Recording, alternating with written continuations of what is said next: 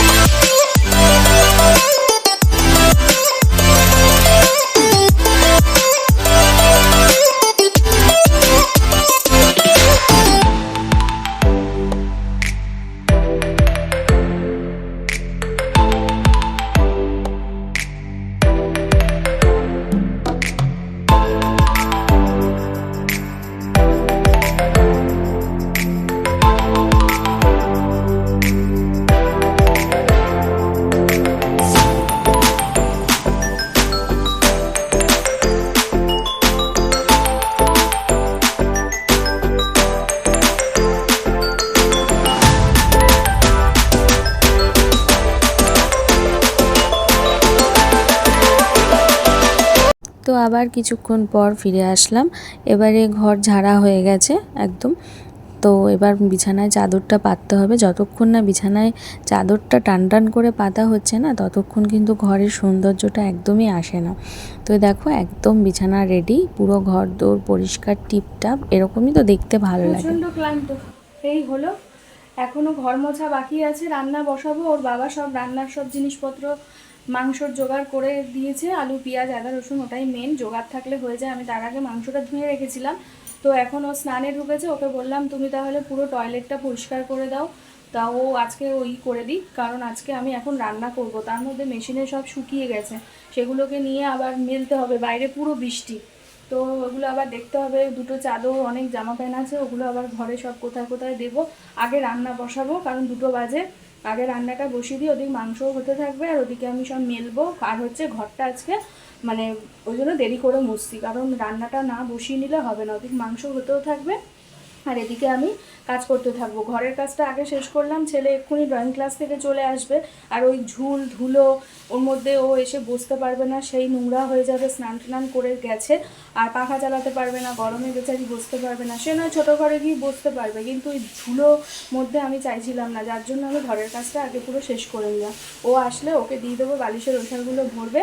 আর আমি এদিকে তাড়াতাড়ি করে রান্নাটা আগে বসিয়ে নিই, পরে আবার আসছি। এই দেখো আমার ছেলে চলে এসছে ড্রয়িং ক্লাস থেকে, এসেই আগে দেখছে মা কি রান্না করছে। এটা আমরাও করতাম স্কুল থেকে আসলে, মা কি রান্না করেছে। ওরও তাই, জানে কিন্তু যে আজকে ওর বাবা চিকেন এনে দিয়ে গেছে, তাও এসে জিজ্ঞেস করছে। তো আমি আবার দেখলাম ম্যাম কি আঁকিয়েছে, এটা ওর SW ছিল, আমি ওকে একটু হেল্প করে দিই যেখানে অসুবিধা হয়। এটা ওখানে এঁকেছে, এঁকে দেখো নাম্বার পেয়েছে 25-এ মনে হয় 23 পেয়েছে, তাই দেখাচ্ছিল। তো এইটা হলো ওর হোমওয়ার্ক। তো এটা খুব সুন্দর, একটু টাফ ছিল কালারটা, আমি ওকে একটু হেল্প করে দিয়েছিলাম, না হলে তো পারবে না না। আরে বাবা, চুটকিতে দেখো চেঞ্জ করে নিয়েছে, ও এটা খুব ভালোবাসে, ওভাবে এটা খেলা। আমরা এই চুটকিতে কাজ করে নিই, ও চুটকিতে চেঞ্জ করে নিয়েছে। যাও এবার তুমি কাজ করো, বালিশগুলো এনে বালিশের ওষুধগুলো ভরো। হ্যাঁ যাও। তারপরে সেই যে প্রভুর প্রসাদ এখনও পর্যন্ত তো খাইনি, তা ওর বাবা পুজো টুজো দিল, দিয়ে বলছে নাও এবার প্রসাদটা একটু খেয়ে নাও। ও খেলো, আমাকেও খাইয়ে দিল, ছেলেকে খাইয়ে দিল, লুচিকেও একটু দিল, কেন ও আমরা যা খাই ওকেও আমরা দিই, সে ঠাকুরের প্রসাদ হোক যাই হোক।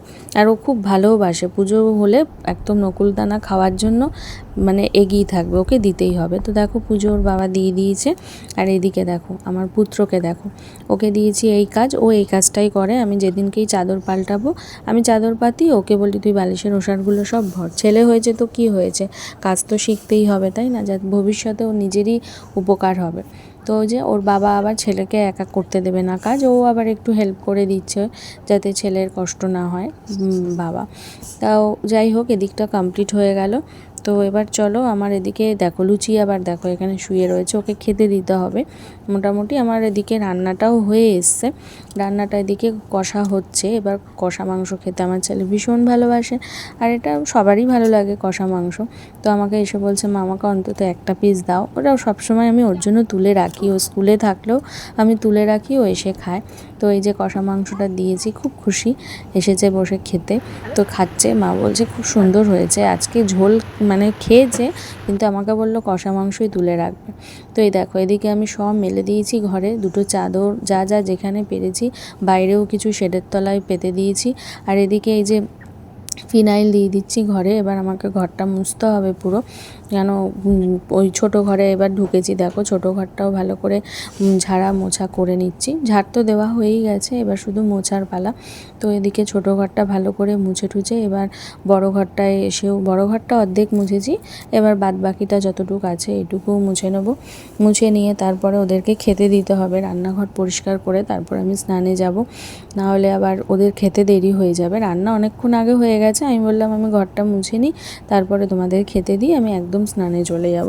আর আমি তো স্নান না করে খাবো না, সে আমার যত বেলাই হোক, সন্ধ্যে 6টা বাজলেও আমি স্নান করব তারপরে খাবো। ওর বাবা বলছিল তুমিও খেয়ে নাও, আমি বললাম না, বলছে আমি তো পুজো দিয়ে দিয়েছি তুমি খেয়ে নাও, আমি বললাম না। তো এই দেখো আমি ওদেরকে খেতে দিয়ে একদম স্নান করে চলে এসেছি, একদম ফ্রেশ। এখানে ক্লিপটাকে আটকে রেখেছি যাতে আমার মাথা থেকে ওটা খুলে না যায়। আর এদিকে আমি এখন মাথা শ্যাম্পু করেছি, চুল আঁচড়াবো, সিরাম লাগাবো, তারপরে খেতে যাব। তো এই দেখো একটা জিনিস না দেখালে নয়। আমি খেয়ে এই এখন ধরো 5টা মতন বাজে, এদিকে ওরা ঘরে এসি চালিয়ে সবাই শুয়ে পড়েছে। আর আমার লুচি তো আমার বিছানাতেই শোয়, ও দেখো ঠিক আমার বালিশের ওপর মাথা রেখে শুয়ে পড়েছে। কি সুন্দর না! এই ওরা যে কতটা মায়া সেটা যাদের আছে তোমরা তারাই বুঝবে। তা আমি তো ওকে একটু আদর করে দিলাম, তখন আবার টুকটুক করে দেখছে। তো এই দেখো রাত্রিবেলা, এটা অনেকটা সময়ের পরেই এসছি, কারণ সন্ধ্যাবেলাটা উঠে ছেলেকে পড়াচ্ছিলাম, ও SW করলো। তারপর আমি ভাত বসালাম। তো ওকে আমি বললাম, বাবা আজকে রবিবার তুই নখগুলো কেটে নে, নাহলে না আর কাটা হবে না। আর এদিকে ও দাড়িটা কেটে নিচ্ছে। এই বার দিনক্ষণ দেখে কাটতে গেলে আর হয়ে ওঠে না, ওর সকালে আবার ডিউটি আছে। তো দেখো না আমার মুখার্জি বাবুকে অবস্থাটা দেখো, নাকের মধ্যে কতগুলো ফেনা আর দাড়ি ঢুকে গেছে প্রায়। আমাকে বলছে তুমি ভিডিও করছো? তাই আমি বললাম হ্যাঁ, কোনো ব্যাপার না। এখন 10টা বাজে, ছেলের পড়া হয়ে গেল, এই পড়ে উঠলো, উঠে এবার ওই ঘরে গেছে, কারণ সন্ধ্যাবেলা আর নখটুক কাটতে দিইনি। এবার কালকে মানডে, কালকে তো জন্মবার, আবার সোমবার মঙ্গলবার কাটা হবে না, তাই বললাম কেটেই নে, নখগুলো একটু বড় হয়ে গেছে। এই বার দিন কোন ভেবে না এই চুল নখ এই সমস্ত কাটতে আজ না কাল, কাল না পরশু এই করে অনেক দেরি হয়ে যায়। তাই বললাম আজকে দিনের বেলা তো আর সময় হয়নি, আর সকালে স্নানের আগে ভুলেও গেছিলাম, তাই এখন ওর নখটা কেটে নিচ্ছে। আর ওদিকে ওর বাবাও সেভিং করছে, কালকে আবার ওরও সকালে ডিউটি আছে। তো চলো আর কি দেখাবো, এই পড়া হয়েছে, এখন আরেকটু অঙ্ক বাকি আছে করাবো। তো আর ওই যা রান্না আছে তাই দিয়ে খেয়ে নেবো। তো আর কি দেখাবো, আর তো কিছু আজকের মতো দেখানোর নেই। তো চলো, সন্ধ্যাবেলা সেরকম মানে আর কিছু করিনি, তাই আর সামনে আসাও হয়নি। ওই 7টা নাগাদ ঘুম থেকে উঠে তারপরে একটু ওই ছেলেকে নিয়েই ব্যস্ত ছিলাম, ওর অনেক SW ছিল, পড়ছিল, আমি পড়াচ্ছিলাম। তো চলো, যদি আমার ভিডিওটা তোমাদের ভালো লাগে তাহলে প্লিজ চ্যানেলটা সাবস্ক্রাইব করো, সবার পাশে থেকো, লাইক করো, কমেন্ট করো। আর আবার কালকে দেখা হবে নতুন একটা ভিডিওর সাথে, ততক্ষণের জন্য টাটা।